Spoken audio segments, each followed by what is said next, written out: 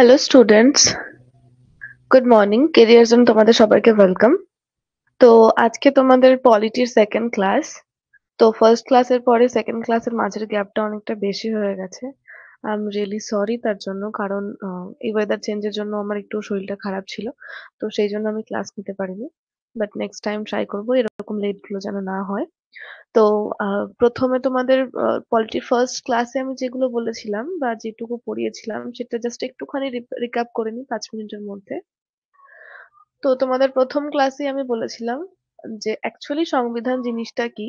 তো সংবিধান হলো আমাদের পুরো ভারতটা কিভাবে চলবে, কি নিয়ম কানুন থাকবে, বা পরিচালনা হওয়ার জন্য যা যা সমস্ত জিনিসপত্র দরকার, সমস্ত কিছু আমাদের সংবিধানে লেখা রয়েছে। সেখানে অনেক আর্টিকেল আছে, অনেক ভাগ রয়েছে, ভাগের মধ্যে আর্টিকেল রয়েছে, কতগুলো শিডিউল রয়েছে। তো আজকে আমরা আমরা মেনলি শিডিউল নিয়ে আলোচনা করব, কিন্তু জাস্ট এখন আগের ক্লাসের রিক্যাপটা হচ্ছে। তো সেখানে আমাদের বলা হয়েছিল যে কিভাবে এই যে যে রাজ্যগুলো, ভারতে যে রাজ্যগুলো এখন রয়েছে, আর তো এই যে যে রাজ্যগুলো কি করে তৈরি হলো, আগে কতগুলো ছিল। তো আগে আমাদের 552টা স্টেট ছিল মোট, যখন আমাদের ভারত আর পাকিস্তান আলাদা হয়। তো 552টি স্টেটের মধ্যে 549টি স্টেট সরাসরি ভারতে যোগদান করে, এবং বাকি 3টি স্টেট ছিল হায়দ্রাবাদ, জুনাগড় এবং জম্মু কাশ্মীর। তো এই 3টে স্টেটকে আলাদাভাবে অ্যাড করা হয়েছিল বিশেষ পদক্ষেপ নেওয়ার দ্বারা। তো হায়দ্রাবাদকে অ্যাড করা হয়েছিল কিসের দ্বারা? অপারেশন পোলোর দ্বারা। আর জুনাগড় বা গুজরাটকে বলতে পারো, গুজরাটকে অ্যাড করা হয়েছিল জনমত সংগ্রহ করে, আর কাশ্মীরে যেটা বলেছিলাম যে যুদ্ধ হয়েছিল সেই জন্য। আর এর মধ্যে তোমাদেরকে আমি অপারেশন পোলোর জন্য ইউএনওর কথাও বলেছিলাম, যে ইউএনও কবে স্টার্ট হয়, বা ফুল ফর্ম, বা তখনকার রাষ্ট্রপতি কে ছিলেন, দ্বিতীয় বিশ্বযুদ্ধ, প্রথম বিশ্বযুদ্ধ, এই সমস্ত কিছু নিয়ে আলোচনা করা হয়েছিল। আশা করি তোমরা সেই জিনিসগুলো দেখেছো বাড়িতে, কারণ আই থিংক দেখলে তোমাদের খুব একটা প্রবলেম আর হবে না। তার মধ্যে ছিল ফয়সাল আলী আয়োগ নিয়ে আলোচনা করেছিলাম আমরা, ভাষার ভিত্তিতে কোন রাজ্যটি প্রথম যুক্ত হয়, বা এই যুক্ত হওয়ার পেছনে কার অবদানটা বেশি ছিল, জেভিপি কমিটি ছিল, এসকে ধারা আয়োগ ছিল, এই সমস্ত কিছু নিয়ে আমরা আলোচনা করেছিলাম। তো আমরা আগের দিন মোটামুটি একটা তোমাদেরকে পলিটি সম্পর্কে একটা জাস্ট ধারণা দিয়েছিলাম যে পলিটি অ্যাকচুয়ালি এই জিনিসটা। তো আজকে আমাদের সেকেন্ড ক্লাসে আমরা পড়বো শিডিউল নিয়ে। যে শিডিউল অ্যাকচুয়ালি কি, তোমাদেরকে আমি আগের ক্লাসে বলেছিলাম যে আমাদের সংবিধানে কতগুলো শিডিউল রয়েছে, 12টি শিডিউল বা অনুসূচি বা তফসিল বলতে পারো। তো 12টি তফসিলের মধ্যে প্রত্যেকটা তফসিল নিয়ে আজকে আমরা ডিটেলসে আলোচনা করব। তো প্রথমে তোমাদেরকে বলি, এই যে যে তফসিল সংখ্যা, এমনটা নয় যে তফসিল টোটালি একটা আলাদা জিনিস। না, টোটালি একটা আলাদা জিনিস নয়। তফসিল কি, এই যে তফসিলে যে জিনিসপত্রগুলো নিয়ে, যে জিনিস নিয়ে আলোচনা করা হয়েছে, যেই টপিক গুলো তুলে ধরা হয়েছে তফসিলে বা শিডিউলে, এই সেম জিনিসগুলো কিন্তু তোমরা আর্টিকেলেও পাবে। এমন আর্টিকেলও আছে যে নির্দিষ্ট আর্টিকেলে এই নির্দিষ্ট শিডিউলগুলি নিয়ে আলোচনা করা হয়েছে। এবার তোমাদের মনে কোয়েশ্চেন আসতে পারে যে আর্টিকেলে যদি এগুলো নিয়ে আলোচনা করাই থাকে, তাহলে আবার শিডিউল আলাদা করে 12টি শিডিউলের কি দরকার, তাই না? হ্যাঁ, আর আরো একটা কথা বলি, এর মধ্যে আমাদের মোট শিডিউল সংখ্যা ছিল 8টি। তার সাথে আরো 4টি যোগ করা হয়েছে, দিয়ে বর্তমানে দাঁড়িয়েছে শিডিউল সংখ্যা 12টি। তো তফসিল, এই তফসিল কথাটা বারবার বলতে কেমন লাগছে, কারণ আমি শিডিউল বলে এসেছি, তো ওটা বলি তোমরা বুঝে নিও। তো ফার্স্ট শিডিউল আমাদের কি বলেছে, যে রাজ্য ও কেন্দ্রশাসিত অঞ্চলের এলাকা নিয়ে আলোচনা করা হবে। আচ্ছা, তোমরা যদি কেউ জয়েন হয়ে থাকো তাহলে প্লিজ আমাকে একটু জানাবে কি যে ভয়েসটা ঠিকঠাক আসছে কিনা, বা স্ক্রিনটা ঠিকঠাক করে প্রেজেন্ট হচ্ছে কিনা, কারণ আমি ঠিক বুঝতে পারছি না। বেশ, ঠিক আছে, আমি কন্টিনিউ করি। যদি তোমাদের কারো কোনো প্রবলেম হয় তাহলে অবশ্যই সেটা চ্যাটে একটু জানিও, আমি চেক করে নেবো, ঠিক আছে? বেশ। তো প্রথমে আমাদের তফসিল বনে কি বলা হয়েছে, যে রাজ্য ও কেন্দ্রশাসিত অঞ্চলের এলাকা নিয়ে আমাদের আলোচনা করা হচ্ছে। ঠিক আছে? এবার তোমরা বলতে পারো যে রাজ্য আর কেন্দ্রশাসিত অঞ্চল নিয়ে আলাদা আলাদা করে আলোচনা করার কি আছে? কারণ এটা তোমরা জানি কতগুলো রাজ্য আছে, কতগুলো কেন্দ্রশাসিত অঞ্চল আছে, সেটা নয়।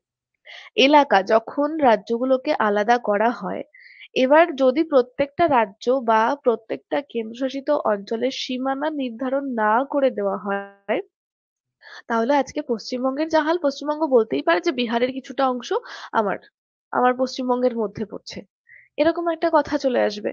তো বিহারও বলতে পারে যে উত্তরপ্রদেশের কিছুটা অংশ আমার মধ্যে আসছে। তো মানে যেমন জোর জবরদস্তি করে যে জিনিসগুলো, যে জায়গাগুলো দখল করা হয়, সেরকম একটা সিচুয়েশন চলে আসবে। তাহলে এই প্রবলেম গুলো যাতে না আসে, সেই জন্য তফসিল প্রথমেই ফার্স্ট শিডিউলে কি বলা হয়, যে রাজ্য ও কেন্দ্রশাসিত অঞ্চলের এলাকা নিয়ে আলোচনা করা হয়েছে, যে প্রত্যেকটা রাজ্য বা প্রত্যেকটা কেন্দ্রশাসিত অঞ্চল নির্দিষ্ট এলাকা থাকবে, যে নির্দিষ্ট এই সীমানা হলো তোমার আন্ডারে পড়ছে। যদি বলো পশ্চিমবঙ্গ, তাহলে পশ্চিমবঙ্গের পুরো একটা টোটাল ম্যাপ আছে, বা একটা নির্দিষ্ট সীমানা আছে, যে এইটুকু পশ্চিমবঙ্গের মধ্যে পড়বে। তা না হলে পশ্চিমবঙ্গ দাবি করতেই পারে যে ঝাড়খণ্ডের কিছুটা অংশ আমার, বা উড়িষ্যার কিছুটা অংশ আমার, বা বিহারের কিছুটা অংশ আমার। তো এটা তো পসিবল না। এই ঝামেলাগুলো যাতে না হয়, সেই জন্য রাজ্য আর কেন্দ্রশাসিত অঞ্চলের এলাকাগুলোকে নির্দিষ্ট করে ভাগ করে দেওয়া হয়। এটা আমাদের বলা হয়েছে ফার্স্ট শিডিউলে। তারপরে আসছি সেকেন্ড শিডিউলে। সেকেন্ড শিডিউলে আমাদের কি বলেছে, যে বেতন ভাতা সম্পর্কিত আলোচনা। তোমাদেরকে প্রথমেই বলেছি, এগুলো নিয়ে কিন্তু তোমরা পরে আর্টিকেলেও এগুলো জানতে পারবে। আর্টিকেলেও এগুলো নিয়ে সম্পর্কে বলা আছে। তো বেতন ও ভাতা সম্পর্কিত আলোচনা বলতে, যে যেই কাজ করছে প্রত্যেকের তো স্যালারি ঠিকঠাক, মানে যে, যদি ধরো কেউ গভর্নমেন্ট জব করে, তাহলে তার একটা নির্দিষ্ট স্যালারি আছে। যে হ্যাঁ, তারপরে আবার কি, তোমরা কিছুদিন আগে শুনেছো যে সেভেন্থ পে কমিশন সরে গিয়ে এখন এইথ পে কমিশন এসছে। তো এই যে যে স্যালারি সিস্টেমটা, কাকে কতটা পরিমাণে স্যালারি দেওয়া হবে, কত বছর পর্যন্ত কাজ করা হবে, তারপরে কত বছর পরে সে রিটায়ার হবে, রিটায়ারের পরে তার ভাতা কি হবে, পেনশন কি হবে, সমস্ত কিছু নিয়ে আলোচনা করা হয়েছে তফসিল দ্বিতীয়তে। এখানে শুধুমাত্র যে যে সরকারি চাকরি করছে তারই নয়, যদি বলো রাষ্ট্রপতির কথা, যদি বলো প্রধানমন্ত্রীর কথা, তো সমস্ত ব্যক্তির বা আহ সমস্ত এই যে যে বেতনের ব্যাপারটা, যেই কাজ করছে এই দেশে, তারই তো একটা বেতনের ব্যাপার আছে। তো সেই সমস্ত কিছু আলোচনা করা হয়েছে শিডিউল সেকেন্ডে। ঠিক আছে, এবার বলছি শিডিউল থার্ডে। থার্ড শিডিউলে কি বলেছে আমাদের, শপথ গ্রহণ প্রক্রিয়া। শপথ গ্রহণ প্রক্রিয়া বলতে, যখনই কেউ কোনো নতুন পদে যুক্ত হয়, তার একটা শপথ নিতে হয়। যেমন আমরা অনেকে হয়তো ইউটিউব শর্টসে বা ইউটিউবে দেখেছি যে প্রধানমন্ত্রী তার শপথ গ্রহণ করছে, রাষ্ট্রপতি তার শপথ গ্রহণ করছে। তো কি এরা কি মানে তাদের যে নিজেদের পদটায় তারা বসবে, যে আসনটা তারা গ্রহণ করবে, তো সেখানে যাওয়ার জন্য তার কি কি মূল মন্ত্র মেনে চলতে হবে, তাকে কি কি সামলাতে হবে, সামলাতে না মানে অ্যাকচুয়ালি তার যে রোলটা হবে, সে তার কাজগুলোকে কতটা নিষ্ঠা সহকারে করবে, সেই সমস্ত জিনিস নিয়ে যে শপথের একটা শপথ বানানো হয়, যে এটা তোমাকে গ্রহণ করতে হবে, যে তুমি এই অনুযায়ী কাজ করবে। তো সেটাই হলো শপথ গ্রহণ প্রক্রিয়া। কিন্তু আমরা শুধুমাত্র দেখি এই বড় বড় মানুষ যারা আছেন তাদের শপথ গ্রহণের ভিডিও দেখি। কিন্তু শুধুমাত্র এটা নয়, যেই সরকারি চাকরিতে জয়েন করুক না কেন, প্রত্যেককেই কোনো না কোনো শপথ গ্রহণ করতে হয়। হ্যাঁ, এরকম ইন্ডিভিজুয়ালি করতে হয় না। তখন হয়তো পুরো একটা ব্যাচ ধরে সবাইকে বললো যে এটা তোমাদের শপথ গ্রহণ, সামনে থেকে কেউ একজন বলছে, সেটা পুরোটা রিপিট করছে যে ব্যাচ রয়েছে সে। তো এইভাবে প্রত্যেককেই শপথ গ্রহণ করতে হয়। কিন্তু এই শপথ সবার জন্য এক নয়। যার যেরকম পদ, তার পদ অনুযায়ী তার সেরকম শপথ গ্রহণ প্রক্রিয়া। তো শপথ গ্রহণ প্রক্রিয়া নিয়ে আলোচনা করা হয়েছে তৃতীয় তফসিলে বা শিডিউল নাম্বার থার্ডে। ঠিক আছে, তারপরে বলছে তফসিল ফোর বা শিডিউল ফোর। শিডিউল ফোরে আমাদের কি বলছে, যে রাজ্যসভার আসন বন্টন। রাজ্যসভার আসন বন্টন, এবার রাজ্যসভার আসন বন্টন মানে তোমরা কি বুঝতে পারছো, যে রাজ্যসভায় কতগুলো কি আসন থাকবে। দেখো, এটা হলো ভোটের ক্ষেত্রে, দেখো কতগুলো কি আসন থাকবে, যে এতগুলো সিট আছে এখানে, এতগুলো সিট আছে ওখানে। তো রাজ্য অনুযায়ী প্রত্যেকটা রাজ্যের ওপর বেস করে, সেখানকার জনসংখ্যার ওপর ভিত্তি করে, সেখানে কি করা হয়েছে, সিট সংখ্যা দেওয়া হয়েছে। যে হ্যাঁ, রাজ্যসভায় আহ এই রাজ্য থেকে কতগুলো আসন থাকবে, বা ওই রাজ্য থেকে কতগুলো আসন থাকবে। এবার দেখো, উত্তরপ্রদেশের জনসংখ্যা অনেক বেশি। তো উত্তরপ্রদেশের জনসংখ্যা অনুযায়ী যদি ধরো আমি যদি ধরো এক্সাম্পল হিসেবে ধরি, যদি ধরি যে পশ্চিমবঙ্গে আমাদের 10টা সিট রয়েছে, পশ্চিমবঙ্গে 10টা সিট রয়েছে। এবার পশ্চিমবঙ্গের জনসংখ্যা যেটা, তার থেকে উত্তরপ্রদেশের জনসংখ্যা অনেক বেশি। তাহলে তোমার কি মনে হয় প্রত্যেকটা রাজ্যের জন্য কি সিট সংখ্যা একই হবে? মোটেই না। প্রত্যেকটা রাজ্যের জন্য সিট সংখ্যা আলাদা আলাদা হয়। এবার যদি ধরি যে দিল্লি, বা ধরো ছোট্ট একটা, ধরো গোয়া, ধরো সব থেকে ছোট একটা রাজ্য, তাই তো? তো তো তো মানে যেখানে যেমন তোমাদের জনসংখ্যা থাকবে সেই অনুযায়ী সিট। তো উত্তরপ্রদেশের জনসংখ্যা অনেকটা বেশি, তো সেখানে সিট সংখ্যাও বেশি। পশ্চিমবঙ্গে যদি 10টা হয় তাহলে উত্তরপ্রদেশে 30টা। এই রকম ভাবে মানে কোন কোন রাজ্যের কতগুলো করে সিট থাকবে সেগুলো আমাদের বলা হয়েছে কি, আহ শিডিউল নাম্বার 4 বা তফসিল 4 নম্বরে বলা হয়েছে। তারপরে কি বলা হয়েছে, তফসিল 5। 5 নম্বর তফসিলে কি বলা হয়েছে, যে তপশিলি জাতি উপজাতিদের নিয়ে আলোচনা করা হয়েছে। তপশিলি জাতি উপজাতি মানে এসসি এসটি দের কথা বলা হয়েছে। এসসি এসটি দের সম্পর্কে আমরা আলাদা আর্টিকেলেও পড়বো।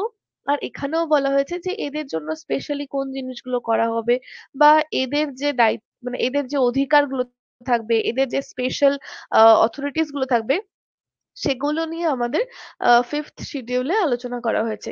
এসসি এসটি দের নিয়ে বিশেষভাবে আলোচনা করা হয়েছে তফসিল নাম্বার 5-এ। তো এদের অনেক সুযোগ সুবিধা বা এদেরকে যেই ছাড়গুলো দেওয়া হয়, অনেক ক্ষেত্রে দেখা যায় যে এদের এদের জন্য কিছুটা পরিমাণ ছাড় থাকে, কারণ এদেরকে সমাজের একটু পিছিয়ে পড়া গোষ্ঠীর মধ্যে ধরা হয়। তো সেই জন্য এদের জন্য যে এদের জন্য যে অনেক স্পেশাল প্রভিশন আছে, তো সমস্ত কিছু নিয়ে আমাদের তফসিল 5-এ আলোচনা করা হয়েছে বা শিডিউল 5 আলোচনা করা হয়েছে। তারপরে আসছি তফসিল 6-এ বা শিডিউল নাম্বার 6-এ কি বলছে, পূর্বোত্তর রাজ্য, আসাম, মেঘালয়, ত্রিপুরা, মিজোরাম, এই যে যে রাজ্যগুলো, এই রাজ্যের উপজাতিদের নিয়ে আলোচনা। দেখো, এই যে যে তফসিল 5-এ আমরা বললাম, এখানেও কিন্তু উপজাতিদেরকে নিয়েই আলোচনা হচ্ছে। কিন্তু তাহলে তোমরা বলতে পারো যে এখানেও উপজাতিদের নিয়ে আলোচনা হচ্ছে, তাহলে এখানে আবার আলাদা করে শুধুমাত্র শুধুমাত্র পূর্বোত্তর রাজ্যের জন্য এটা কেন করা হচ্ছে, শুধুমাত্র আসাম, মেঘালয়, ত্রিপুরা, মিজোরাম, এই চারটেকে কেন স্পেশাল করে দেখা হচ্ছে? অ্যাকচুয়ালি আমরা এখানে যে উপজাতিদের কথা বলেছে, এখানে শুধুমাত্র এসসি এসটি দেরকে নিয়ে কথা বলেছে, কিন্তু এখানে আসাম, মেঘালয়, ত্রিপুরা, মিজোরাম, এদের যে জাতি, এটা একটা আলাদা জাতির মধ্যে পড়ছে। তো এদেরকে একটু স্পেশাল প্রাধান্য বলতে কি, এরা অনেকটা পিছিয়ে, তো অনেকটা আমাদের মানে এই যে যে বাকি ধরো যদি দেখি, মহারাষ্ট্র, তেলেঙ্গানা, মুম্বাই, মধ্যপ্রদেশ, এই যে যে জায়গাগুলো, এগুলোর থেকে এই যে যে পূর্বোত্তর রাজ্যগুলো, এগুলো অনেক পিছিয়ে এখনো পর্যন্ত। তো এদের যে এদের জন্য যে স্পেশাল জিনিসগুলো নেওয়া হয়, স্পেশাল পদক্ষেপ আছে যা, বা এদের জন্য স্পেশালি যে জিনিসগুলো আছে সেগুলো নিয়ে আমাদের শিডিউল নাম্বার 6-এ আলোচনা করা হয়েছে। কি কি, পূর্বোত্তর রাজ্য, আমাদের ভারতের পূর্ব দিকে এই রাজ্যগুলো পড়ছে। তো পূর্বোত্তর রাজ্য নিয়ে আলোচনা করা হয়েছে। পূর্বোত্তর রাজ্য শুধুমাত্র কি উপজাতিদেরকে নিয়ে আলোচনা করা হয়েছে, এমন না যে পূর্বোত্তর রাজ্যের সবাইকে নিয়ে আলোচনা করা হয়েছে, পূর্বোত্তর রাজ্যের উপজাতিদেরকে নিয়ে আলোচনা করা হয়েছে। তারপরে আসছি শিডিউল 7-এ। শিডিউল 7-এ কি বলছে, যে শক্তির বিভাজনমূলক আলোচনা। শক্তির বিভাজনমূলক আলোচনা মানে, মানে হলো যে কার কতটা শক্তি থাকবে। যেমন ধরো, আহ যদি বলি প্রশাসনিক একটা ক্ষেত্র, আইনি ক্ষেত্র, এই যে যে প্রত্যেকটার কি একটা নির্দিষ্ট নির্দিষ্ট ক্ষমতা দেওয়া রয়েছে। এবার ধরো সমস্ত ক্ষমতা যদি আহ ধরো সুপ্রিম কোর্টকে সমস্ত ক্ষমতা দিয়ে দেওয়া হলো, বা বিচার বিভাগকে সমস্ত ক্ষমতা দিয়ে দেওয়া হলো, তাহলে কি এটা তো একটা একনায়কতন্ত্রের মতো ব্যবস্থা চলে আসবে, যে ও যেটা চাইবে সেটাই হবে। তাই এই জিনিসটা যাতে না আসে, কেউ যেন নিজেকে সুপিরিয়র বলে মনে না করে, যে না, আমি এটা বলবো মানে এটাই শেষ কথা, আমি যেটা বলবো সেটাই মানতে হবে। তো এই জিনিসটা যাতে আমাদের ভারতের প্রয়োগ না হয়, বা এই দিনটা যেন না আসে, সেই জন্য আমাদের ভারতের লিডাররা কি করেছিল, যে শক্তিটাকে খুব সুন্দরভাবে গুছিয়ে বিভাজন করেছে। যে না, তুমি বিচার বিভাগ, তোমার কাছে এই ক্ষমতাগুলো থাকবে। এক্সিকিউটিভ বিভাগ বিভাগ যেটা, বা শাসন বিভাগ যেটা, সেটার কাছে একটা আলাদা বিভাগ থাকবে। তো এইভাবে শক্তিগুলোকে বিভক্ত করে দেওয়া হয়েছে, যে কেউ কারো থেকে সুপিরিয়র হবে না। হ্যাঁ, নির্দিষ্ট কিছু কিছু দায়িত্ব থাকবে, যে জুডিশিয়ারির কিছু একটা নির্দিষ্ট দায়িত্ব আছে, এক্সিকিউটিভের নিজস্ব কিছু একটা দায়িত্ব আছে। তো যে যার যার দায়িত্ব পালন করবে, কিন্তু কেউ নিজেকে সুপিরিয়র বলে মনে করবে না। ঠিক আছে? তাহলে শিডিউল 7 পর্যন্ত দেন। এবার আমরা দেখব শিডিউল 8 বা তফসিল 8। তফসিল 8-এ আমি তোমাকে আগেই বলেছিলাম যে আমাদের আগে তফসিল সংখ্যা ছিল 8টি, তারপরে আরো 4টি যোগ করা হয়েছে। 4টি যোগ করে এখন তফসিল সংখ্যা আমাদের হয়েছে 12টি। তো 8 নাম্বার তফসিলে কি বলা হয়েছে, যে সরকারি ভাষা সমূহ, সরকারি ভাষা কোনগুলোকে বলা হবে? এবার তুমি যদি দেখতে যাও তাহলে ভারতে প্রচুর পরিমাণে ভাষা রয়েছে। আহ 1600 কি 1200, আমি রিয়েলি সরি, আমার এখন ঠিকঠাক মনে পড়ছে না যে অ্যাকচুয়ালি কতগুলো ভাষা, বা আমি ভুলও বলতে পারি। তো প্রচুর পরিমাণে ভাষা রয়েছে। এবার সমস্ত ভাষাকে তো সরকারি মান্যতা দেওয়া যায় না। তাহলে অনেকটা প্রবলেমের একটা ব্যাপার হয়ে যাবে। হ্যাঁ, আমাদের ভারতে ডাইভার্সিটি আছে অনেকটা, সমস্ত কিছুতে ডাইভার্সিটি পাই আমরা, ভাষাতেও ডাইভার্সিটি আছে, কিন্তু মেন কিছু ভাষা আছে যেটা 22টি ভাষা। তো এই ভাষাগুলোকে কি হয়েছে, সরকারি মান্যতা দেওয়া হয়েছে। তো সেই ভাষাগুলো কি কি দেখো, তোমাদেরকে আমি নিচে লিখে দিয়েছি, নিচে মেনশন করা আছে যে এই যে 22টি যে ভাষার কথা বলছি, তো অ্যাকচুয়ালি 22টি ভাষা কি, এই যে যে 22টি ভাষা আমি নিচে তোমাদেরকে মেনশন করেছি, তোমরা এখান থেকে দেখে নিও। আর এই ভাষাগুলো তোমরা কিভাবে মনে রাখবে সেই ট্রিকটাও আমি তোমাদেরকে বলে দেবো, তো সেভাবে তোমরা মনে রাখতে পারবে। তো তখন শিডিউল নাম্বার 8 কমপ্লিট। তারপরে শিডিউল নাম্বার 9-এ কি বলছে, যে ভূমি সংস্কার ও জমিদারি প্রথার বিলোপ। এবার দেখো, ভারত স্বাধীন হওয়ার আগে বা স্বাধীন হওয়ার পরেও, এমন না যে স্বাধীন হলো 1947 সালের 15ই আগস্ট স্বাধীন হয়ে গেল তো সেদিন থেকে সমস্ত কিছু স্বাধীন হয়ে গেল, এটা একদম হয়নি, এরকম ড্রাস্টিক্যাল চেঞ্জ হয় না। তো স্বাধীন হওয়ার পরবর্তীকালেও এই জিনিসগুলো ছিল। ভূমি সংস্কার বা জমিদারি প্রথা, যে যার কাছে বেশি পরিমাণে জমি আছে সে একটা, তার একটা বিশেষ ক্ষমতা রয়েছে। তো এই জিনিসটা ছিল যে যে কেউ চাইলে জমির পর জমি, মানে জায়গার পর জায়গা সে কি করতো, দখল করে নিত বা তার নিজস্ব বলে সে আহ দাবি করত। তো এই যে যে জমিদার প্রথা, এবার তারপরে কি তার আন্ডারে সবাইকে কাজ করতে হতো, যে এই জায়গাটা আমার, তুমি এখানে থাকছো, তাহলে তুমি আমার আমার হয়ে কাজ করো বা আমার জন্য কাজ করো, তোমার নিজের সেরকম কোনো স্বাধীনতা থাকবে না। তো সেখানেও কি হচ্ছিল যে স্বাধীনতাটা আমাদের বিলোপ পাচ্ছিল। স্বাধীনতাটা আমাদের, মানে আমাদের স্বাধীনতাকে খর্ব করা হতো সেখানে। তো সেই জন্য ভূমি সংস্কার এবং কে কতটা জমি রাখতে পারবে, বা এই যে যে জমিদারি প্রথার ব্যাপারটা, এটাকে শেষ করে দেওয়া হয় শিডিউল নাম্বার 9 দিয়ে। ঠিক আছে? এবার এখনো পর্যন্ত হয়তো পাকিস্তানে এমন জিনিস, এমন জায়গা আছে বা আফগানিস্তানে বলো, যে হেক্টরের পর হেক্টর জমি সব ধরো একজনের নামে, একই জনের নামে। তাহলে ধরো তুমি যদি মনে করো যে হ্যাঁ, আজকে আমি এখান থেকে ওখানে যাচ্ছি, তো মানে চলে যাচ্ছি শুধুমাত্র সেই একই মানুষের জায়গা, তো একই মানুষের জায়গার উপর দিয়ে আমি হয়তো যাচ্ছি, এরকম একটা ব্যাপার। তো এটাকে আনঅফিসিয়াল করে দেওয়া হয় যে এরকম চলবে না, এটা হবে না। তো এটাকে কি, ভূমি সংস্কার নিয়ে আর জমিদার প্রথার বিলোপ নিয়ে আলোচনা করা হয় কিসে, তফসিল নাম্বার 9-এ। এবার তফসিল নাম্বার 10-এ কি বলা হয়েছে, যে বিধায়ক ও সাংসদদের দলত্যাগ রোধ। দলত্যাগ রোধ মানে, তোমরা এটা হয়তো আশা করি অনেকেই শুনেছো, যে এই দল বদলের ব্যাপারটা, দলত্যাগ রোধ হয়তো তোমরা বুঝতে মানে এটা একটু কঠিন ভাষা হয়ে যাবে। এই দল বদলের যে ব্যাপারটা, যে আমি আজকে এই দলে আছি, কারণ পলিটিক্যালি তোমরা সবাই জানো যে প্রত্যেকটা দলের মানুষ এগুলো হতেই থাকে, যে এই দলে ছিল ওই দলে চলে এলো। তো এই জিনিসগুলো বন্ধ হয়ে যাবে, মানে এই জিনিসগুলো করা যাবে না। হ্যাঁ, কি, যখন, যতক্ষণ না কেউ অন্য পার্টিতে জিতে যাচ্ছে, তো সেই জিতে যাওয়ার আগে পর্যন্ত তুমি চেঞ্জ করতে পারো, কিন্তু জিতে যাওয়ার পরে তুমি যদি ভাবো যে তুমি চেঞ্জ করবে, বা যে জিতে গেল সে ভাবলো যে ওর পাওয়ারটা একটু বেশি আছে, তাহলে ওকে আমি নিজেদের দলে টেনে নিই বা নিজেদের দলে নিয়ে আসি, তো এটা কিন্তু পসিবল হবে না। তো এই দল বদলের যে ব্যাপারটা, এটাকে বন্ধ করা হয় শিডিউল নাম্বার 10-এর সাহায্যে। তাহলে শিডিউল নাম্বার কি, দল বদল, বিধায়ক বা সাংসদদের দলত্যাগ রোধ সংক্রান্ত, মানে এই দল ত্যাগ করা যাবে না। তো এটা সংক্রান্ত জিনিস নিয়ে আলোচনা করা হয়েছে কিসে, শিডিউল নাম্বার 10 বা তফসিল নাম্বার 10-এ। তফসিল 11-এ কি বলা হয়েছে, রাজ্য ও পঞ্চায়েত ব্যবস্থায় ক্ষমতার বিভাজন। রাজ্য ও পঞ্চায়েত ব্যবস্থায়, রাজ্য একটা আলাদা জিনিস, রাজ্যের মধ্যে পঞ্চায়েত ব্যবস্থা একটা আলাদা জিনিস। তো রাজ্যে কার কতটা ক্ষমতা থাকবে, কে কোন পদে থাকবে, পঞ্চায়েতে কে কোন পদে থাকবে, পঞ্চায়েতে কে, মানে কার ক্ষমতা সব থেকে বেশি থাকবে, তো সমস্ত জিনিস নিয়ে রাজ্য ও পঞ্চায়েত ব্যবস্থার ক্ষমতা, এখানে শুধুমাত্র সমস্ত দেশ নিয়ে বলা হচ্ছে না। তোমাদেরকে একটু আগে যখন আমরা বললাম যে আ কি সমস্ত ক্ষমতার বিভাজন আমাদের লিডাররা ভালো করে গিয়েছিল। এটাকে পুরো দেশ অনুযায়ী বললাম তোমাদেরকে। যে পুরো দেশটা কিভাবে ঠিকঠাকভাবে চলবে সেটার জন্য ক্ষমতার বিভাজন করা হয়েছে। কিন্তু এখানে তফসিল নাম্বার 11 এ কিন্তু বা তফসিল নাম্বার 11 তে কিন্তু আমরা এটা পড়ছি না যে পুরো দেশের ক্ষমতার বিভাজন কিভাবে হয়েছে। এখানে আমরা পড়ছি যে রাজ্য ও পঞ্চায়েত ব্যবস্থার ক্ষমতার বিভাজন কি করে হয়েছে। রাজ্য রাজ্যে ক্ষমতা কিভাবে চলবে, পঞ্চায়েত ব্যবস্থার ক্ষমতা কিভাবে চলবে, এগুলোকে তফসিল 11 তে আলোচনা করা হয়েছে। তারপরে আসছি তফসিল 12। তফসিল 12 নম্বর তফসিলে কি বলা হয়েছে? রাজ্য ও কর্পোরেশনের ব্যবস্থার ক্ষমতার বিলগ্নীকরণ। যেমন আমরা তফসিল 11 এ পড়লাম কি যে রাজ্য ও পঞ্চায়েত ব্যবস্থার ক্ষমতা, তেমনি তফসিল নাম্বার 12 তে আমরা কি পড়বো? রাজ্য ও কর্পোরেশন।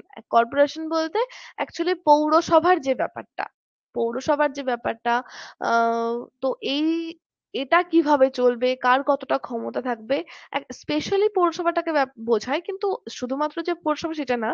তো এই জিনিসটার ক্ষমতার বিলগ্নীকরণটা কিভাবে হবে, ক্ষমতা কার কতটা ক্ষমতা থাকবে, কে কোন দায়িত্ব পালন করবে, তো এগুলো নিয়ে আমাদের শিডিউল নাম্বার 12 তে আলোচনা করা হয়েছে। তো দেখো আমাদের 12টা শিডিউল কমপ্লিট। খুব বেশি যে হেক্টিক কোনো ব্যাপার সেটা না।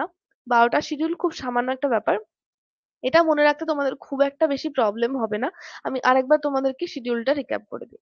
তো ফার্স্ট শিডিউলে আমরা পড়লাম যে রাজ্য ও কেন্দ্রশাসিত অঞ্চলের এলাকা নিয়ে আলোচনা করা হবে।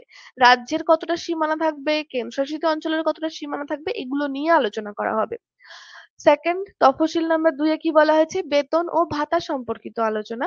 যে কার কতটা বেতন থাকবে, কার কতটা পেনশন থাকবে, সেই সমস্ত জিনিস নিয়ে আলোচনা করা হয়েছে তফসিল নাম্বার 2 এ।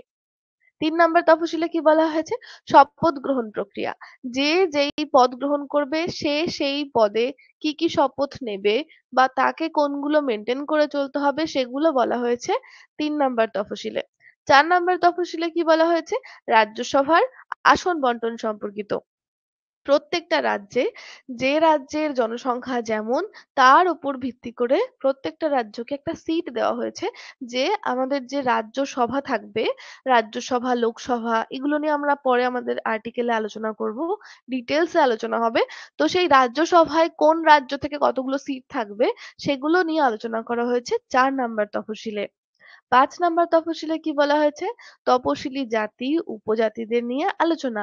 এসসি এসটি দের যে বিশেষ প্রাবধান দেওয়া হয়, বিশেষ যে জিনিসগুলো, বিশেষ অধিকারগুলো বা বিশেষ ছাড়গুলো দেওয়া হয় বা তাদের জন্য যে বিশেষ পদক্ষেপগুলো নেওয়া হয়েছে বা বিভিন্ন ধরনের স্কিম রয়েছে, তো এই জিনিসগুলো নিয়ে ডিটেলস এ আলোচনা করা হয়েছে 5 নাম্বার তফসিলে। 6 নম্বর তফসিলে কি বলা হয়েছে? পূর্বোত্তর রাজ্য। আমাদের ভারতের পূর্ব দিকে যে রাজ্যগুলো রয়েছে সেই রাজ্যগুলো কোনগুলো? আসাম, মেঘালয়, ত্রিপুরা, মিজোরাম।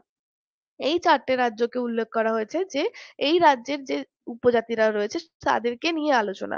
কারণ কি আমাদের মধ্যভাগের বা প উত্তর ভাগের, দক্ষিণ ভাগের যে মানুষজন রয়েছে বা যে রাজ্যগুলো রয়েছে তারা অনেক উন্নত এই রাজ্যগুলোর তুলনায়। তো এই রাজ্যগুলোকে সেই সমানভাবে উন্নত করার জন্য বা এদের পজিশনটা ভালো করার জন্য যেসব ব্যবস্থাগুলো সরকার থেকে নেওয়া হয়েছে বা নেওয়া হবে সমস্ত জিনিসপত্র নিয়ে আমাদের আলোচনা করা হয়েছে 6 নাম্বার তফসিলে। ৭ নাম্বার তফসিলে কি বলা হয়েছে? যে শক্তির বিভাজনমূলক আলোচনা। যে শক্তি কোথায় কতটা শক্তি বিভাজন থাকবে। মানে আমাদের দেশে যেন এই একনায়কতন্ত্রটা বা একজনের কাছে সমস্ত ক্ষমতা আছে। তুমি যদি মনে করো যে রাষ্ট্রপতি সবথেকে হাইয়েস্ট পজিশনে আছে, তাহলে রাষ্ট্রপতির কাছে আ সমস্ত ক্ষমতা রয়েছে। রাষ্ট্রপতি যা ইচ্ছে তাই করতে পারে। না, রাষ্ট্রপতিকে নির্বাচন করতে গেলেও কিন্তু সুপ্রিম কোর্টের দরকার পড়ে। তাহলে রাষ্ট্রপতি কোনো না কোনোভাবে সুপ্রিম কোর্ট মানে বিচারপতি বা বিচার বিভাগের ওপর ডিপেন্ডেন্ট। রাষ্ট্রপতি নিজে শাসন বিভাগের মধ্যে পড়ছে। কিন্তু উনি শাসন বিভাগের মধ্যে হাইয়েস্ট হলেও বিচার বিভাগের হাইয়েস্ট কিন্তু সুপ্রিম কোর্ট। তো ওনার নির্বাচনের ক্ষেত্রেও সুপ্রিম কোর্টের অবদান রয়েছে। তো আহ এই যে শক্তির বিভাজনটা কেউ নিজেকে সুপিরিয়র বলে মনে করবেন না। সেই জিনিসটার জন্য তফসিল নাম্বার ৭ এ শক্তির বিভাজন নিয়ে আলোচনা করা হয়েছে। তারপরে তফসিল নাম্বার ৮ বা ৮ নাম্বার তফসিলে কি বলা আছে? সরকারি ভাষাসমূহ আমাদের দেশে বহু পরিমাণে মানে প্রচন্ড পরিমাণ মানে তুমি গুণে শেষ করতে পারবে না। আমি তোমাদেরকে পরের দিন এই আ সংখ্যাটা বলে দেব যে অ্যাকচুয়ালি কতগুলো ভাষা রয়েছে। তো ভাষা সব মানে সমস্ত ভাষাকে তো সরকারি মান্যতা দেওয়া হয়নি। তো শুধুমাত্র ২২ টি ভাষাকে সরকারি মান্যতা দেওয়া হয়েছে। আর সেই সরকারি সেগুলো কি, কি সেটা নিয়ে বলা হয়েছে ৮ নাম্বার তফসিলে। ৯ নাম্বার তফসিলে কি বলা হয়েছে? ভূমি সংস্কার ও জমিদার প্রথার বিলোপ। যে ভূমি সংস্কার কি করে হবে বা ভূমি কেউ যদি কোনো একটা জায়গা কিনতে যায়,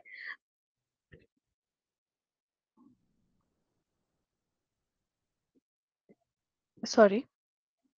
তো কেউ যদি কোনো জায়গা কিনতে চায় তাহলে তাকে কি, কি করতে হবে বা জমিদার প্রথা যেটা আছে সেটার যে বিলোপ কি করে হবে বা এই যে জমিদারির যে ব্যাপারটা এটা রাখা যাবে না। এই জিনিসপত্রগুলো নিয়ে আলোচনা করা হয়েছে ৯ নাম্বার তফসিলে। ১০ নাম্বার তফসিলে কি বলা হয়েছে? যে বিধায়ক ও সাংসদদের দলত্যাগ রোধ। মানে কোনোভাবেই তুমি দল ত্যাগ করতে পারবে না। দল বদল করতে পারবে না। ঠিক আছে? দলবদল ব্যাপারটাকে কমপ্লিটলি বন্ধ করে দেওয়া হয় ১০ নাম্বার তফসিল দিয়ে। তো ১০ নাম্বার শিডিউল দিয়ে। তারপরে ১১ নাম্বার তফসিল বা ১১ নাম্বার শিডিউলে দাঁড়াও ১ মিনিট দাঁড়াও।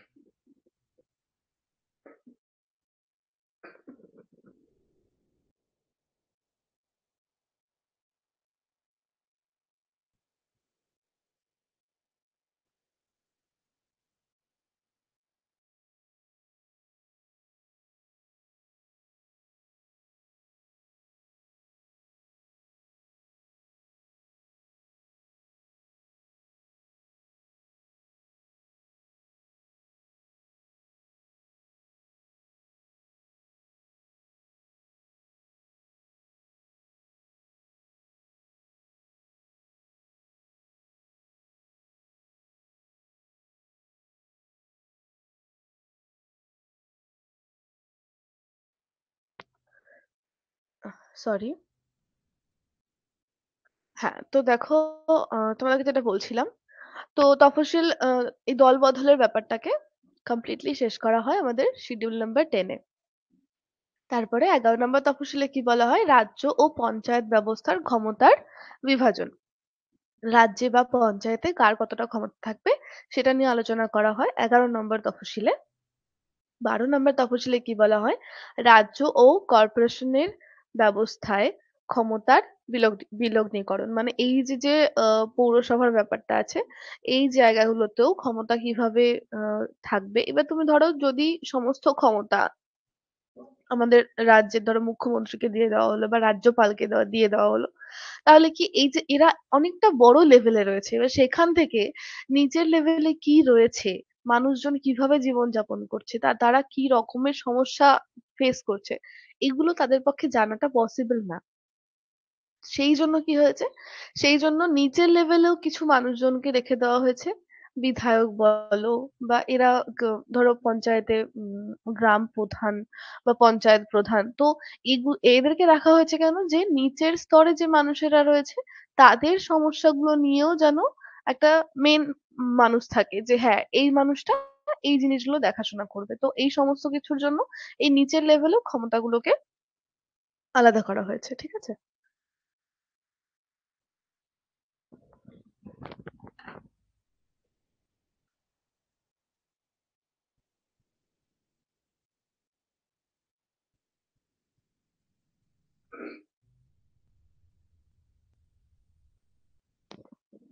এবার দেখো তোমাদেরকে আমি বলেছিলাম যে ১২টি ভাষার কথা, তাই তো?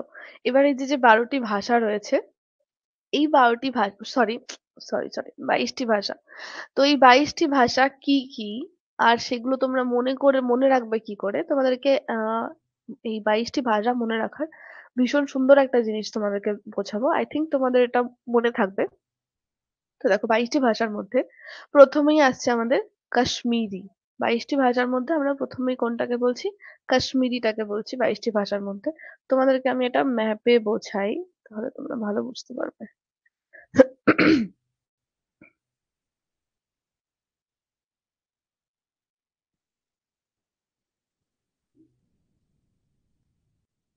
দেখো,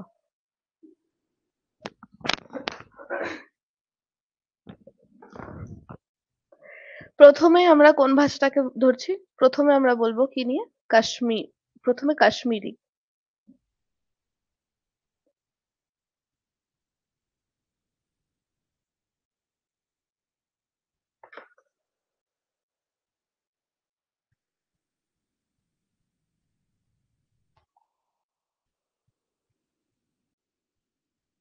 দেখো, প্রথমে কোন ভাষাটা আসছে? কাশ্মীর ভাষাটা আসছে।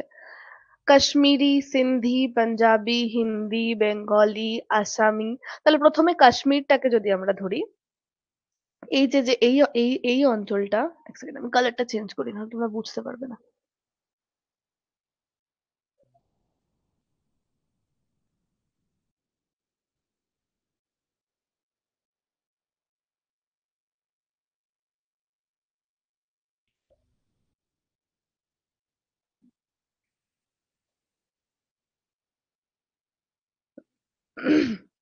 দেখো, এই যে, এক সেকেন্ড।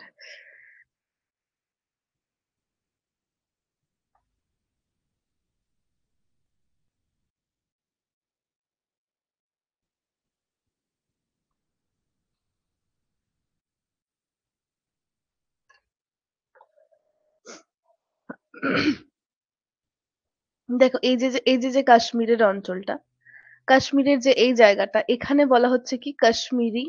কাশ্মীরি আর সিন্ধি এই জায়গাটাতেই বলা হয়। এইখানে কি রয়েছে? কাশ্মীরি আর সিন্ধি।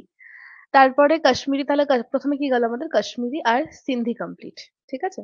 কাশ্মীরি আর সিন্ধি আমাদের কমপ্লিট। তারপরে আসছে পাঞ্জাবি। পাঞ্জাবি, পাঞ্জাব কোথায়? ম্যাপ দেখে মনে রাখো, ভিজুয়াল আন্ডারস্ট্যান্ডিংটা ভীষণ কাজে লাগে, মনে থাকবে। তো প্রথমে আমাদের কাশ্মীরি আর সিন্ধি এই অঞ্চলটা কমপ্লিট হয়ে গেল। তারপরে পাঞ্জাবে আসছে।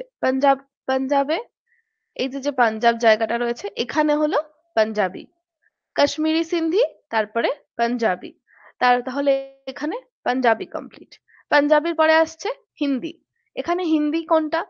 উত্তরাখণ্ড বলো, উত্তরাখণ্ড, হরিয়ানা, দিল্লি, উত্তরপ্রদেশ, বিহার, এই সমস্ত জায়গাগুলোতে কোন ভাষা বলা হয়? এই যে যে জায়গাগুলো রয়েছে, এগুলোতে কিন্তু হিন্দি ভাষাই বলা হয়। তাই এটাকে কি বলা হচ্ছে? কাশ্মীর। তাহলে ওপর থেকে আমরা এক এক করে বুঝবো। তাহলে এখানে হলো কাশ্মীরি, সিন্ধি, কাশ্মীরি, সিন্ধি, তারপরে হলো কি পাঞ্জাবি, তারপরে এই যে যে জায়গাগুলো রয়েছে, এই এই জায়গাগুলোকে বলছে, এই জায়গাগুলোতে কি ভাষা বলা হয়? হিন্দি। হিন্দির পরে, এখানে হিন্দির পরেই কি আছে? বেঙ্গলি। বেঙ্গলি আমাদের ওয়েস্ট বেঙ্গলে সবাই জানো, এখানে বলা হয় বেঙ্গলি বা বাংলা ভাষা রয়েছে এখানে।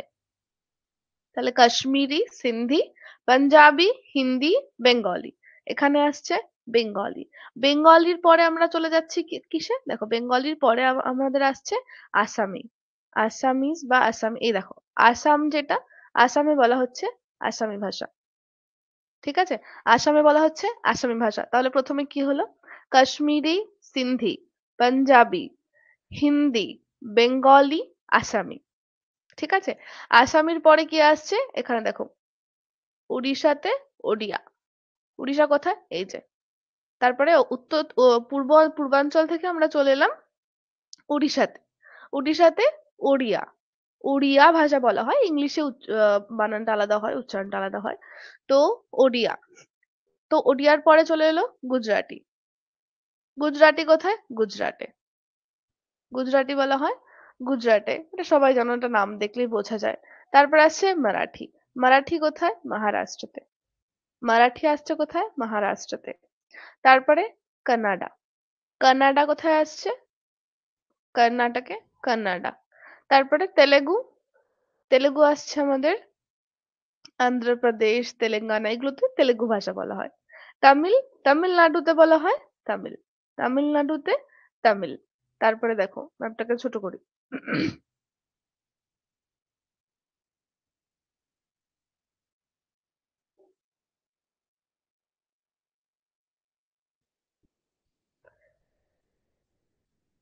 পুরো স্পেসটাই আলাদা হয়ে গেল।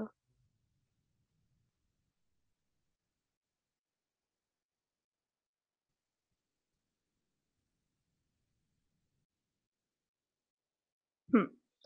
এরপরে দেখো, এরপরে ছিল মালায়ালাম।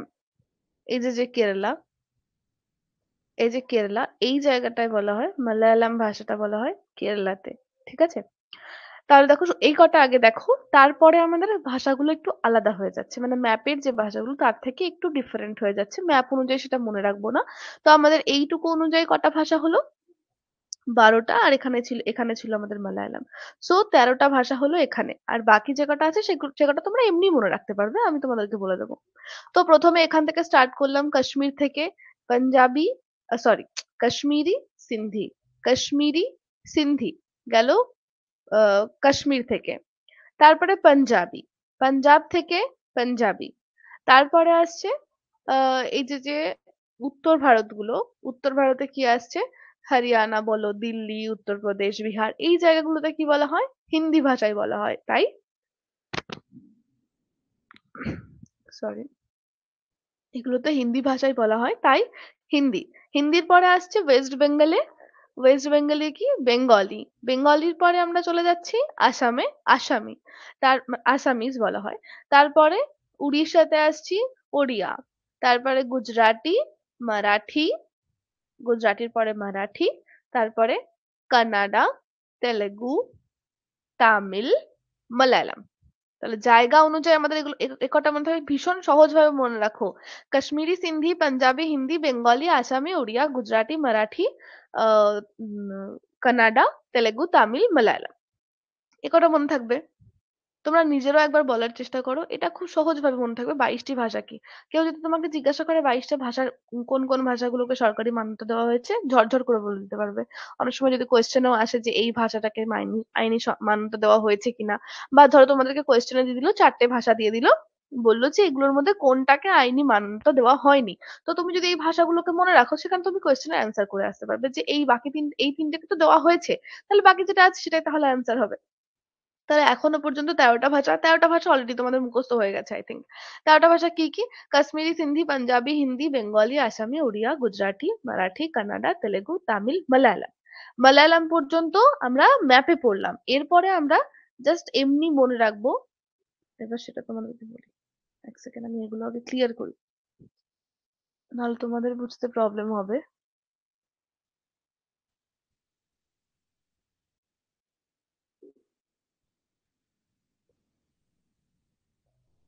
দেখো, এগুলোকে আমি ক্লিয়ার করলাম।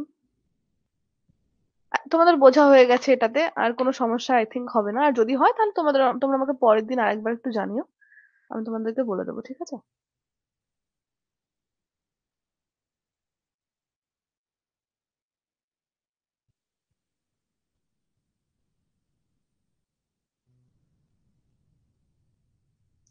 এরপরে আসছে কি দেখো আমাদের, এরপরে আসছে আমাদের মালায়ালামের পরে আমরা মনে রাখবো কোনটাকে?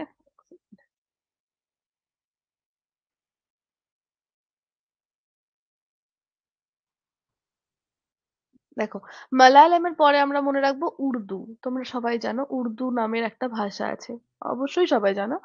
উর্দুর পরে ধরো আসছে সংস্কৃত। সংস্কৃত আমাদের একটা ইম্পর্টেন্ট ভাষা, এটাকেও সরকারি মান্যতা দেওয়া হয়েছে, ঠিক আছে? সংস্কৃতের পরে আসছে নেপালি, নেপালের থেকে নেপালি। তো মালায়ালাম পর্যন্ত এটুকু আমরা আলাদাভাবে জানলাম। এর পরের যে এইগুলো আছে, এই যে ভাষাগুলো, এগুলো তোমরা এমনি মনে রাখতে পারবে। প্রথমে কি বললাম? উর্দু, সংস্কৃত, নেপালি, মণিপুরি, কোনকানি। তারপরে বোডো, ডোগরি, মাইথিলি, সান্তালি। এই যে যে বোডো ডোগরি, মাইথিলি, সান্তালি, এই চারটাকে তোমরা স্পেশাল ভাবে মনে রাখবে, এটা উপজাতিদের ভাষা। ঠিক আছে? এটা স্পেশালি নির্দিষ্ট একটা বোডো নামের উপজাতি উপজাতি আছে। সান্তালি, যেটাকে আমরা উম, বাংলায় সাঁওতালি বলি। তো এই উপজাতিদের যে ভাষাগুলো, সেটা হলো এই 4টে ভাষাকে স্পেশাল ভাবে রাখা হয়েছে। কি? বোডো, ডোগরি, মাইথিলি, সান্তালি। ঠিক আছে? আর এখানে মণিপুরি, কোনকানি। তাহলে কি হলো? উর্দু, সংস্কৃত, উর্দু, সংস্কৃত, উর্দু, সংস্কৃত, নেপালি, মণিপুরি, কোনকানি, বোডো, ডোগরি, মাইথিলি, সান্তালি। তাহলে ভাষাগুলো আই থিঙ্ক তোমাদের ক্লিয়ার হয়ে গেছে। কারো কোনো ডাউট থাকলে তোমরা অবশ্যই আমাকে চ্যাটে জিজ্ঞাসা করতে পারো, আমি চেক করে নেবো। কিন্তু এখনো পর্যন্ত আমি দেখলাম তোমরা চ্যাটে কিছু মেনশন করোনি। লিস্ট আমি তোমাদেরকে একবার রিকোয়েস্ট করব যদি ক্লাসটা কেউ দেখে থাকো ঠিকঠাক ভাবে, তাহলে অন্ততপক্ষে জানাও যে তোমাদের বুঝতে কোনো প্রবলেম হচ্ছে কিনা। তাহলে সেই জায়গাগুলো আমি ঠিক করতে পারবো যে হ্যাঁ তোমাদের এই জায়গাটা বুঝতে প্রবলেম হচ্ছে, তাহলে এটা আমাকে ঠিক করতে হবে। কিন্তু তোমরা এখনো পর্যন্ত সেরকম কিছু মেনশন করোনি। বেশ, ঠিক আছে। আহ, আমি আর একটু পরে আবার একবার চেক করবো, তোমাদের কোনো কোয়েশ্চেন থাকলে আমাকে জিজ্ঞাসা করতে পারো, বা যদি তোমাদের বুঝতে কোনো প্রবলেম হয় তাহলে আমাকে বলতে পারো। আচ্ছা নবনীতা, আচ্ছা নবনীতা বলেছে না হয়নি। হয়নি মানে মানে বুঝতে পারোনি নাকি বুঝতে পারোনি নাকি কোনো প্রবলেম হয়নি বুঝতে? আমি ঠিক বুঝলাম না। বুঝতে পারছো তো আমি যেগুলো পড়াচ্ছি, মানে কোনো প্রবলেম হচ্ছে না তো? বেশ, তুমি চ্যাটে লিখে রেখো, আমি দেখছি। থ্যাংক ইউ, তুমি তো রেসপন্স করলে। এই রেসপন্স গুলো করলে বোঝা যায় যে হ্যাঁ কেউ তো ক্লাসটা দেখছে, তো তখন একটু এনার্জি পাওয়া যায়। তো রেসপন্স করো মাঝে মাঝে। দেখো, তো এটুকু পর্যন্ত আমাদের ভাষাগুলো কমপ্লিট হলো।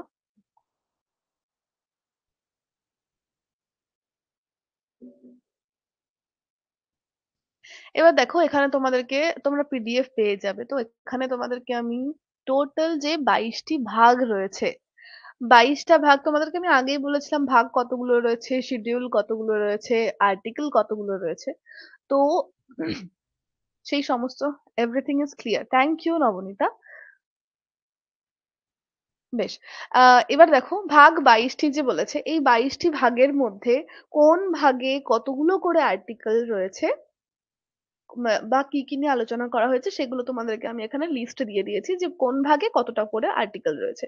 অনেক সময় আমাদের এই কোয়েশ্চেন আসে যে এই মানে এই ধরো তোমরা আর্টিকেল জানতে পারলে যে হ্যাঁ 12 নম্বর বা 13 নম্বর আর্টিকেলে এই জিনিসটা আছে, তো তোমাদেরকে সরাসরি সেভাবে কোয়েশ্চেন করবে না যে এই 13 নম্বর আর্টিকেলটা কোন ভাগে আছে, এটা কিন্তু বলবে না। তোমাদেরকে কি বলবে, ওই 13 নম্বর আর্টিকেলের মেন বিষয়বস্তুটা তুলে ধরবে, আর তোমাদেরকে বলবে এটা কোন ভাগে রয়েছে। তো তখন তোমাদের বুঝতে সুবিধা হবে যে 13 নম্বর আর্টিকেল যদি ভাগ নাম্বার 3-এ থাকে, তাহলে অবশ্যই এটা 3 নম্বর ভাগে আলোচনা করা হয়েছে। তো সেই জন্য তোমাদেরকে লিস্টটা দিয়ে রেখেছি, একটুখানি তোমরা দেখলে তোমাদের মনে থেকে যাবে। আর এখানে একটা তোমাদেরকে জিনিস বলি, সমস্ত জিনিস যদি ভাবো যে হ্যাঁ বসে বসে শুধুমাত্র আহ যেমন ছোট বাচ্চারা যেমন শুধু পড়তে থাকে পড়তে থাকে তারপরে মুখস্থ হয়, এভাবে মুখস্থ হবে, তাহলে আমি বলবো এটা রং প্রসেস। এভাবে কিন্তু মুখস্থ হবে না। তোমাদেরকে কি করতে হবে, তোমরা জাস্ট হয়তো রোজ একবার করে চোখ বোলালে, রোজ একবার করে যদি দেখো তোমাদের মনে থেকে যাবে। তোমাদেরকে ভালো একটা এক্সাম্পল দিই, তুমি ধরো তোমার পাড়ার যেই রাস্তাটা দিয়ে রোজ যাও, সেই রাস্তাটা কিন্তু তুমি মনে করে রাখোনি মাইন্ডে যে হ্যাঁ এই রাস্তাটা এখান থেকে আমাকে ডান দিকে যেতে হবে, ওখান থেকে মানে তোমার রাস্তা থেকে বাজার যেতে গেলে ডান দিকে যেতে হবে বাঁ দিকে যেতে হবে, এভাবে কিন্তু তুমি মনে রেখে দাওনি, তুমি সেই রাস্তা দিয়ে রোজ যাচ্ছ, ওটা তোমার মনের থেকে গেছে। তুমি আলাদা করে সেটা মুখস্থ করনি বা মনে রাখোনি বা মাইন্ডে প্রেসার নিয়ে নেই যে আচ্ছা আমাকে এটার পরে এটাতে যেতে হবে, এটার পরে এটাতে যেতে হবে, সবসময় যেতে গেলে এটা ভাবো না, কারণ ওটা হয়ে গেছে। তো এই জিনিসগুলো পড়াশোনার ক্ষেত্রেও হয়, তুমি জিনিসটা থেকে রোজ যদি গো থ্রু করো একবার করে, একবার করে ওটা দেখলেই তোমাদের মনে মানে ওটা কি ওটা ভিজুয়াল আন্ডারস্ট্যান্ডিং হয়ে যায়, মানে সেট হয়ে যায় ওটা মাইন্ডে যে হ্যাঁ এটা এখানে ছিল। যদি ঠিকঠাক না পড়ে জাস্ট দেখতেও থাকো, যখন পরীক্ষায় কোয়েশ্চেনটা আসবে তখন তোমাকে আলাদা করে মনে করতে হবে না, চট করে দেখবে মাইন্ডে সাড়া দেবে যে হ্যাঁ এটা ওখানে দেখেছিলাম। তো এই জিনিসগুলো হয়। তো এখানে ভাগ 22টি ভাগের মধ্যে কোন ভাগে কতগুলো আর্টিকেল রয়েছে সেগুলো তোমাদের এখানে এখানে বলে দেওয়া হয়েছে। এবার দেখো, সংঘসূচি, রাজ্যসূচি, সমবর্তী সূচি, অবশিষ্ট সূচি। তো এই জিনিসগুলোতে কি কি নিয়ে আলোচনা করা হয়েছে দেখো, তোমাদেরকে এখানে সাহা কমিশনের কথা তোমাদেরকে আমি আগের ক্লাসেও বলেছিলাম যে সাহা কমিশনটা অ্যাকচুয়ালি কেন গঠন হয়েছিল, আর কে কে ছিল এখানে, আর এটা গঠন করার মেন উদ্দেশ্যটা কি ছিল। আই থিঙ্ক তোমাদের সাহা কমিশন নিয়ে আমি বলেছিলাম, হয়তো তোমাদেরকে বলেছি। তারপরে দেখো এই পেপসু নিয়েও আমি তোমাদের সাথে আগের দিন আলোচনা করেছিলাম যে Punjab and east Patiala state union, এই যে যে পেপসু বলে নির্দিষ্ট একটা রাজ্য ছিল, পুরো এই হরিয়ানা বলো, হিমাচল প্রদেশ, পাঞ্জাব, চন্ডীগড়, এই 4টে রাজ্য এখন যেমন আলাদা আলাদা, হরিয়ানা একটা আলাদা, হিমাচল প্রদেশ একটা আলাদা রাজ্য, পাঞ্জাব একটা আলাদা রাজ্য, চন্ডীগড় একটা আলাদা রাজ্য। তো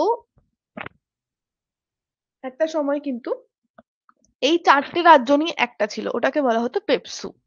ঠিক আছে, তো দেখো, সংঘসূচি কি বলছে? সংঘসূচি আমাদের সংবিধানের সমস্ত জিনিসগুলোকে এইভাবে দেখা হয়। সংঘসূচিতে কেন্দ্রের ১০০টি বিষয় নিয়ে আলোচনা করা হয়েছে। এটা খুব একটা ইম্পর্টেন্ট না, বাট তবুও জেনে রাখা ভালো যদি কোনো সময় কোয়েশ্চেনে চলে আসে যে সংঘসূচিতে কি নিয়ে আলোচনা করা হয়েছে বা সমবর্তী সূচিতে নিয়ে।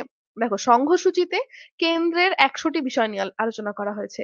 রাজ্য সূচিতে শুধুমাত্র রাজ্য নিয়ে আলোচনা করা হয়েছে, সেখানেও কি ৬১টি বিষয় নিয়ে। এবার সংঘসূচিতে কিন্তু রাজ্য নিয়ে কোনো আলোচনা নেই। এবার এই ১০০টি কি বিষয় কি কি, ৬১টি বিষয় কি কি, এগুলো তোমাদেরকে জানতে হবে না, কোনো প্রয়োজন নেই এগুলো জানার। শুধু শুধু মাথা গুলিয়ে যাবে, সবটাই গুলিয়ে যাবে। তো সমবর্তী সূচিতে কেন্দ্র এবং রাজ্য দুটো মিলিয়েই ৫২টি বিষয় নিয়ে আলোচনা করা হয়েছে। এবং অবশিষ্ট সূচি কি রাখা হয়েছে? যে দেখো, আমাদের লিডাররা এতটাই মানে দূরদর্শী ছিলেন, তারা কি করেছিলেন, অবশিষ্ট সূচি বলতে শেষে আরো কিছু সংবিধানেরই শেষে আরো কিছু পেজ ওনারা বাকি রেখে দিয়েছিলেন। যে হ্যাঁ, পরবর্তীকালে যত যুগ বাড়বে, মডার্ন যুগ আসবে, দিন বাড়বে, বছর ঘুরবে, নতুন নতুন জিনিস আসবে, সেগুলোর জন্য প্রয়োজন হতেই পারে যে কোনো আর্টিকেল অ্যাড হলো বা কোনো সংবিধান সংশোধন করা হলো, তো সেগুলো লেখার জন্য তো পেজ দরকার। তো সেই জন্য পরবর্তীকালেও মানে আলাদা করে পেজ রাখা হয়। কিসের জন্য? এই অবশিষ্ট সূচি। এখানে সমস্ত জিনিস নিয়ে বাকি যে জিনিসগুলো নতুন হবে, নতুন আমাদের দেশে প্রয়োজন হবে। দেখো, যখন আহ এই যে আমাদের লিডাররা যখন এই জিনিসগুলো সাজিয়ে গুছিয়ে দেশটাকে তৈরি করেছিল যে হ্যাঁ দেশটা এইরকম হবে, তখন কিন্তু এই সোশ্যাল মিডিয়ার এই যে যে ব্যাপারগুলো, এই জিনিসগুলো কিন্তু তখন ছিল না। বলতে পারবে এই জিনিসগুলো ছিল না তখন। তো তখন কি হতো, এই যে যে অ্যান্ড্রয়েড ফোন, আইফোন বা তুমি যা কিছু বলো, মডার্ন মডার্ন যে জিনিসগুলো হয়েছে, সেই জিনিসগুলো কিন্তু সেই যুগে ছিল না। কিন্তু সেই জন্য কি এইগুলোর জন্য কি আইনি কোনো মানে আইনের কোনো কিছুতেই কি কোনো কি বলবো, মানে উল্লেখ করা নেই যে হ্যাঁ এই জিনিসগুলো, কারণ এটা তো তৈরি হয়েছিল বহু আগে তৈরি হয়েছে, তখন এই জিনিসগুলো ছিল না। কিন্তু এখন এই জিনিসগুলো আছে। তাহলে তুমি কি এটা বলবে যে তাহলে সংবিধানে এই জিনিসগুলো নিয়ে আলোচনা করা নেই? অবশ্যই আলোচনা করা হয়েছে। অবশিষ্ট সূচিতে এই জিনিসগুলো অ্যাড করা হয়েছে, যেগুলো তোমাদের যখন আমি আর্টিকেল পড়াবো তখন আমি তোমাদেরকে বোঝাবো যে কোন জায়গায় কোন কোন নতুন জিনিসগুলোকে অ্যাড করা হয়েছে, সেগুলো কি কি। তার মধ্যে social media most important thing. তো এটা সব থেকে হাইলাইটেড একটা ব্যাপার, তো এটাকেও অ্যাড করা হয়েছে। এটার জন্য কিছু নির্দিষ্ট আইন নিয়ম কানুন রয়েছে। তো এগুলোর জন্য অবশিষ্ট সূচিটাকে রাখা হয়েছে, যে বাকি নতুন যে সমস্ত জিনিসগুলো ভারতে দরকার পড়বে, সেগুলো যেন অবশিষ্ট সূচিতে যোগ করা হয়। ঠিক আছে? এরপর আই থিঙ্ক তোমাদেরকে আমি কোয়েশ্চেন দিয়েছি। দেখো, এরপরে তোমাদের জন্য আমি কিছু কোয়েশ্চেন রেখেছি। ক্লাসের থেকেও যে যে কোয়েশ্চেন গুলো তোমরা পেয়ে যাবে, যেটুকু পড়েছো তার মধ্যে থেকেও পেয়ে যাবে, বা আমি বাইরে থেকেও কিছু কিছু কোয়েশ্চেন দিয়েছি। তোমরা এই কোয়েশ্চেন গুলো একটু রেডি করে রেখো। আগের দিনও তোমাদেরকে কিছু কোয়েশ্চেন দিয়েছিলাম, বাট সেই কোয়েশ্চেন গুলো আমি তোমাদেরকে বলেছিলাম ভালো করে পড়তে। জানি না কে কতটুকু পড়েছো, বাট এটুকুই বলবো যে হ্যাঁ, যদি সিরিয়াস হয়ে থাকো তাহলে অবশ্যই পড়বে, তোমাদের দিলাম। তো আজকে টোটালি তোমাদেরকে আমি কি কি পড়ালাম, শিডিউল, 12টা শিডিউল কি কি আছে সেই শিডিউল নিয়ে আলোচনা হলো। ভাষা কোনগুলো রয়েছে সেগুলো নিয়ে আলোচনা হয়েছে। আই থিঙ্ক তোমাদের ভাষা নিয়ে আর কোনো প্রবলেম হবে না। আর তারপরে এই ভাগ কোনগুলো রয়েছে আর সূচিটা নিয়ে আলোচনা হলো। তো তোমাদের আই থিঙ্ক কোনো প্রবলেম হবে না। এক সেকেন্ড, আমাকে চেক করতে দাও। না, এখনো কারো কোনো কমেন্ট আসেনি, তার মানে আই থিঙ্ক তোমাদের কারো কোনো প্রবলেম নেই। তো যদি কোনো প্রবলেম থাকে তোমরা পরের দিন ক্লাস যখন স্টার্ট হবে, আমি তোমাদেরকে একটা কথা বলে রাখি, আগের ক্লাসগুলো যখন দেখছো যদি কোনো সময় বাই চান্স এরকম হয় যে আমি তোমাদেরকে বা তোমাদের কোনো কোয়েশ্চেন আছে, বাই চান্স আমি চ্যাট ফলো করলাম না বা কোনো প্রবলেম হলো, আমি দেখতে পারলাম না, তো পরের দিন না যখন ক্লাসটা স্টার্ট হবে, তুমি একবার আমাকে, তোমরা যারই প্রবলেম হবে তারা একবার মেনশন করে দেবে, তাহলে কি হবে, আমার বুঝতে সুবিধা হবে ব্যাপারটা, যে হ্যাঁ কোথায় তোমাদের প্রবলেম হচ্ছে। পরবর্তীকালে আমি তোমাদেরকে সেটা বুঝিয়ে দিলাম। এবার যদি সেটা থেকেই যায়, তাহলে তোমাদের যে প্রবলেম গুলো রয়েছে সেগুলো স্টিল এক্সিস্ট করবে, আমি সেগুলোকে সলভ করতে পারবো না। তো যদি পরের দিন তোমরা আমাদেরকে কমেন্টে বলো, তাহলে আমি একবার না একবার তো চেক করবোই চ্যাট বক্স, তো তখন আমি চেক করে তোমাদেরকে সলিউশন বলতে পারবো যে এখানটা কি হবে বা প্রবলেমটা কি আছে। ঠিক আছে? তো আজকে এটুকুই থাক, পড়ো মন দিয়ে যে জিনিসগুলো দিলাম। Thank you so much.